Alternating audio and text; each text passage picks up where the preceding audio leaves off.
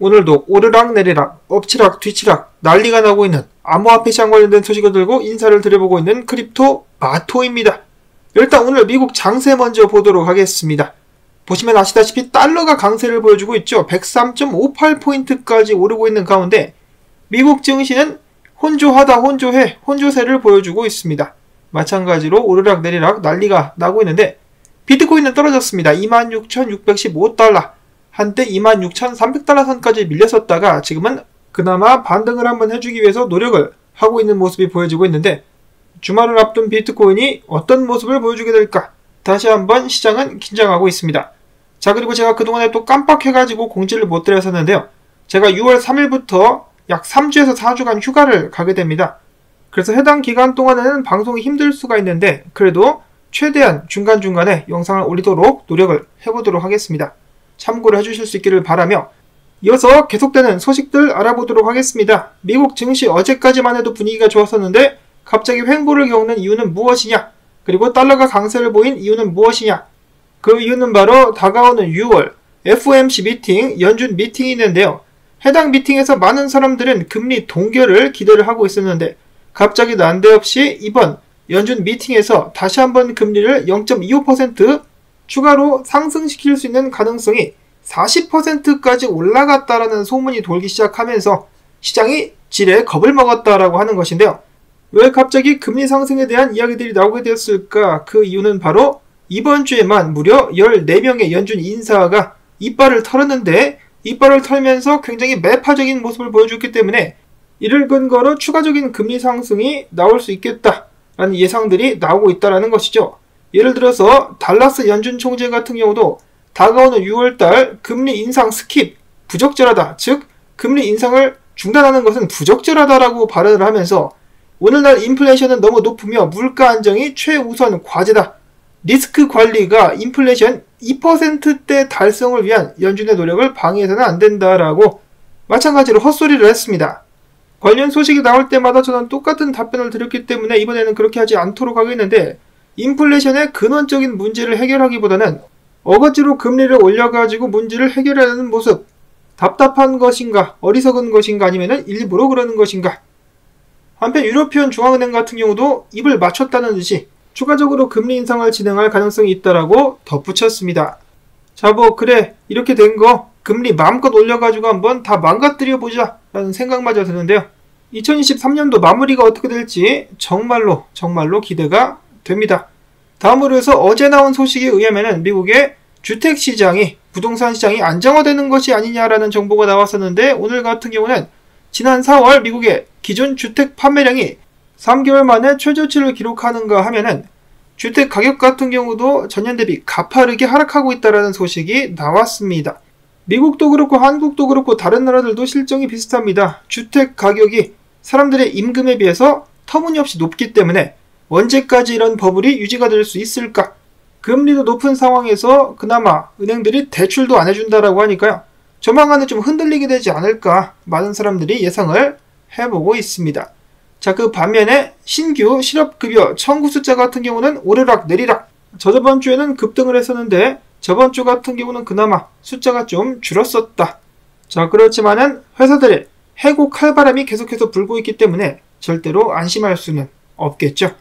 이어지는 비트코인 관련된 정보를 보도록 하겠습니다. 멕시코에서 가장 큰 인터넷 서비스 제공업체인 토탈플레이가 이번에 비트코인 라이트닝 네트워크를 활용한 결제를 지원하게 되었다라는 소식이 나왔었고요.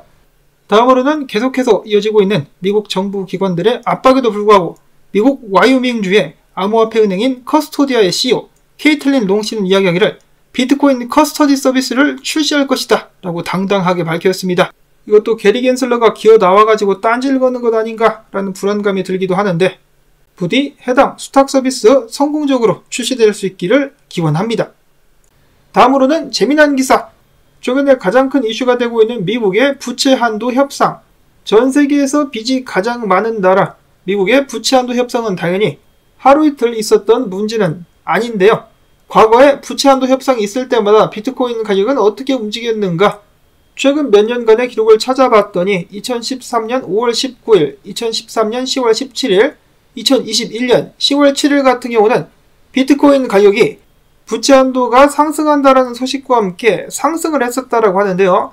반대로 2021년 12월 16일 같은 경우는 부채 한도가 상승된다는 소식이 나왔음에도 불구하고 비트코인 가격이 소폭 하락하기도 했었다라고 합니다. 자, 그리고 2023년 다시 한번 미국이 부채 한도에 도달했는데 해당 소식이 나오자 일단 비트코인 가격은 약간 떨어진 상황.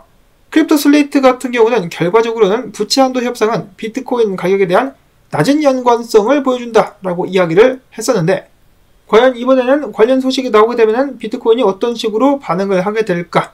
최근 지켜본 바에 의하면 만약에 미국 증시가 해당 소식과 함께 안도랠리를 펼친다 그러면 비트코인도 함께 상승할 가능성이 있지 않을까 생각을 해볼 수가 있겠습니다. 자, 그러나 또 다른 지표는 지금 현재 상황이 불안하다라고 이야기를 하고 있습니다. 자, 물론 이것은 그다지 신용 있는 지표는 아닌데 마이애미 비트코인 컨퍼런스가 시작이 됐죠. 자, 근데 올해로 4년차를 맞이하고 있는 마이애미 비트코인 컨퍼런스가 우연인지는 모르겠지만 비트코인 가격에는 그다지 큰 도움을 주지 않은 것 같다라는 차트 분석이 나오기도 했었습니다. 분석을 올린 사람도 거의 반장난처럼 올린 것 같다라는 생각이 드는데요. 데이터만큼은 장난으로 볼 수 없을 것 같습니다. 첫 번째로 2019년도 최초로 비트코인 컨퍼런스가 열렸었고 그때 엘살바도르가 비트코인을 법정화폐로 받아들인다는 대박 소식이 나왔었죠. 그럼에도 불구하고 컨퍼런스 후부터 시작 후부터 비트코인 가격은 줄줄이 흐르기 시작하면서 71% 정도 떨어졌었고 2021년도 같은 경우는 25% 하락, 컨퍼런스 시작 후에 21%까지 떨어졌었으며 작년 같은 경우는 67% 하락이 나왔었다라고 합니다. 자, 이번에도 컨퍼런스가 열리고 있는데 컨퍼런스가 끝난 후에 비트코인 가격에 하락이 나오게 된다면 4년 연속으로다가 비트코인 하락이 나왔었다라고도 볼 수가 있는 것이죠. 가장 하락세가 양호했었던 2021년 같은 경우는 42일 동안 하락이 나왔었는데 자, 과연 이번에는 어떻게 될 것인가? 참고로 지금 보고 계시는 지표는 차트는 주봉입니다. 다음으로 해서 크립토 퀀트에서 전해줍니다. 최근 있었던 비트코인 하락 및 조정 같은 경우는 채굴자들과 고래들이 비트코인을 던졌기 때문이다. 채굴자들 같은 경우 비트코인 전체 공급량의 9%를 보유하고 있는데 출금이 굉장히 최근에 높아졌었고 고래들 같은 경우도 전체 비트코인 트랜잭션 중에 40%를 차지할 만큼 거래소에 입금을 이어가며 이익 실현을 했었다라는 것이 그들의 분석인데요.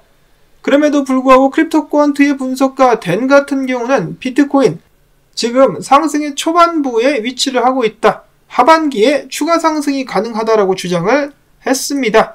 어제 또 다른 분석가 같은 경우는 상승의 한계가 있다라고 이야기를 했었는데 크립토 퀀트 내의 분석가들도 의견이 엇갈리고 있는 상황. 자, 댄 크립토는 이야기하기를 단기 투자자들의 커다란 이익 실현이 아직 없었다. 그리고 작년 바닥 이후에 상승을 시작한 지 아직 6개월도 채 되지 않았다.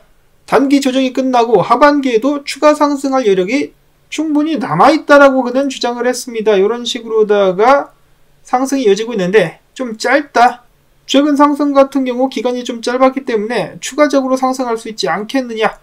많은 분석가들이 2023년도 고점은 아직 나오지 않았다라고 이야기를 하고 있는데 그것을 강조하면서 이야기하기를 상승장 고점에는 SOPR 지수가 있는데 이것이 급등하며 단타자들이 비트코인을 매도하는데 아직은 그런 수준까지는 아니다. 자, 물론 경기 침체 이슈와 미국의 움직임에 따라 시장에 영향을 줄 만한 변수는 있지만 이미 시장이 바닥에 도달을 했었고 현재는 사이클 관점에서 상승장 초입부에 있다라고 밝혔습니다. 꽤 희망적인 분석이다라고 볼 수가 있겠는데요. 자, 그런데 앞에서 크립토 퀀트가 이야기를 했었던 것처럼 고래들이 비트코인을 많이 내다 팔고 있다.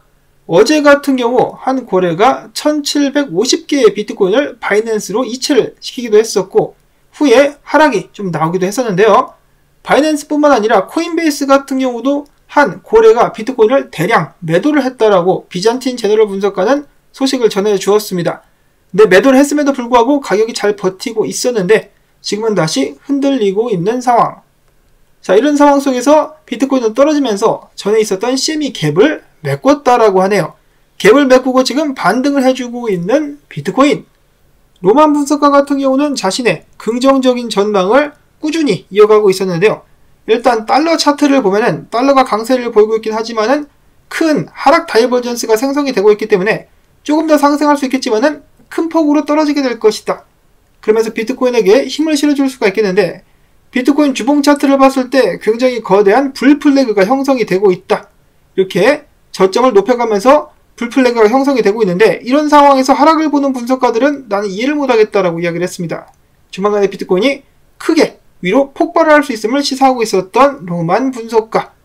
트렌드라이더라는 분석가 같은 경우는 사실만을 한번 보자. 사실만을 봤을 때 지금 비트코인은 저점을 계속해서 올려가고 있는 것이 사실이다 라고 이야기를 하면서 지금 현재 비트코인 상황이 절대로 나쁜 것이 아님을 다시 한번 시사했습니다. 다음으로 인컴샤크 분석가는 이렇게 상황을 보고 있었는데요. 내가 봤을 때는 22,000달러 선까지 한번 흐를 수도 있겠다. 자, 그 전에 매수 구간이 두 군데가 있죠. 25,000달러 구간, 그리고 22,000달러 구간. 여기서 만약에 떨어진 다음에 반등할 수도 있기 때문에 여기서 한번 사고, 여기서 한번 사고 구간을 나눴다라는 것인데요. 단기적으로는 지속적인 하락을 보고 있었고, 그 후에 강하게 비트코인이 튀어오르는 것을 예상을 하고 있었다라고 합니다. 그러면서 인내심을 가질 때다 라는 말을 남겼는데, 자, 비트코인 지금부터 어떤 움직임을 보여주게 될 것인가. 자, 그리고 그 전에 부채 한도 협상에 대한 마무리가 지어지게 될 텐데요.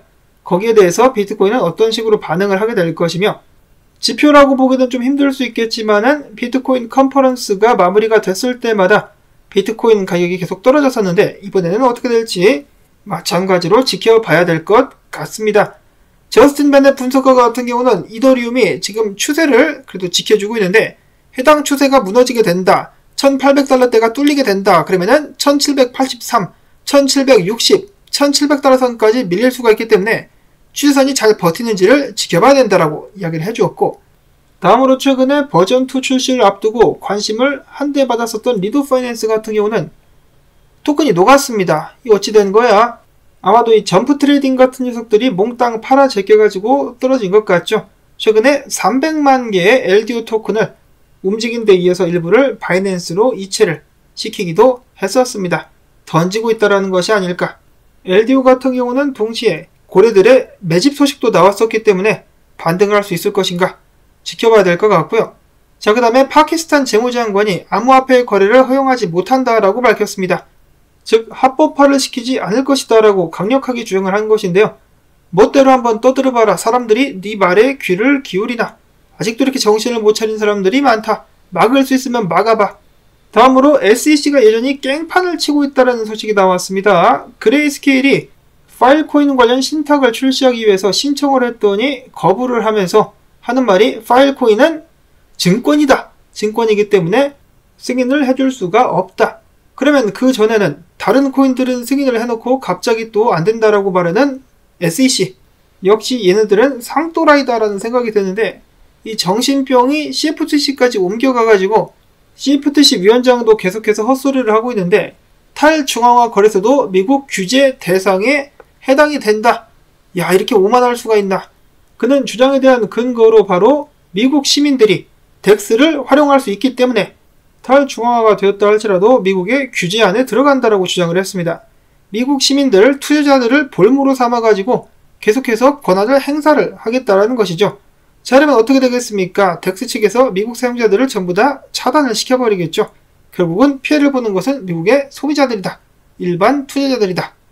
자, 그 다음으로 암호화폐 지갑 레저 때문에 계속해서 논란이 지속되고 있습니다. 자, 이들은 어째서 무덤을 파고 기어 들어가게 된 것일까? 특히나 레저사의 소셜미디어 담당자가 또라이라는 소문이 돌고 있는데요.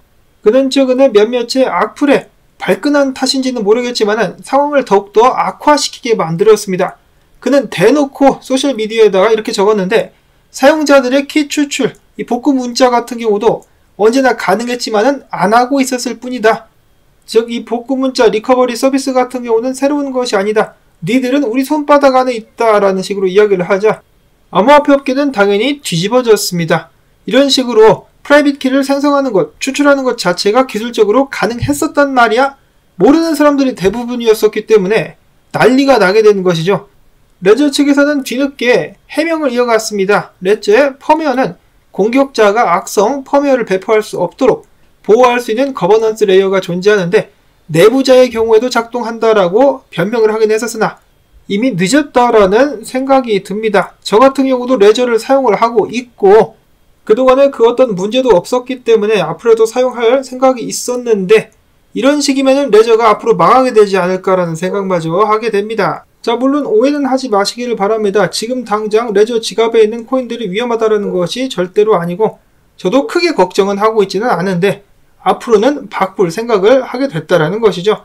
이렇게 되면은 제품을 추천하는 것도 힘들기 때문에 제대로 된 답변이나 해결책이 나오기 전까지 구매 추천 링크를 삭제를 하도록 하겠습니다. 반면에 레저사가 멍청한 짓을 해가지고 흔들리자 경쟁사들은 신이 나가지고 고객 끌어모으기에 열을 올리고 있습니다. 블록스트림, 트레저, 콜드카드, 디센트 등등 자사의 상품들 같은 경우 보안 위협이 전혀 없다라는 마케팅과 함께 할인 판매 행사를 진행하고 있다라고 하네요. 여전히 혼란스럽고 어지러운 암호화폐 시장. 이어서는 암호화폐 시장의 어둠의 대부라고 볼 수 있는 꼰도영이 같은 경우는 최근에 자신의 지갑으로부터 무려 28억 원 상당을 출금을 시켰다라고 합니다. 또 무슨 흉계를 꾸미고 있는 것일까? 이 돈 가지고 튀려고 그러나? 아니면은 자신들의 가족들에게 넘겨줄 수도 있겠죠. 이걸 전부 다 범죄 수익금이기 때문에 뺏어야 되는 거 아닌가라는 생각이 드는데 한국으로 송환되면은 40년, 미국으로 송환되면은 400년. 이를 피하기 위해서 그는 어떤 선택을 하게 될 것인가? 만약에 다시 한번 도망가게 된다면 진짜 레전드가 될 수 있지 않을까? 동해번쩍 서해번쩍 꼰도영이를 잡아라. 앞으로는 어떤 일들이 발생하게 될지 기대를 또 해보면서 오늘 영상은 여기서 마무리를 짓도록 하겠습니다. 도움되셨다면 광조댓 광고 한 편만이라도 마지막까지 봐주기 부탁을 드리며 저는 다음에 새로운 소식 가지고 인사를 드리도록 하겠습니다. 안녕히 계십시오.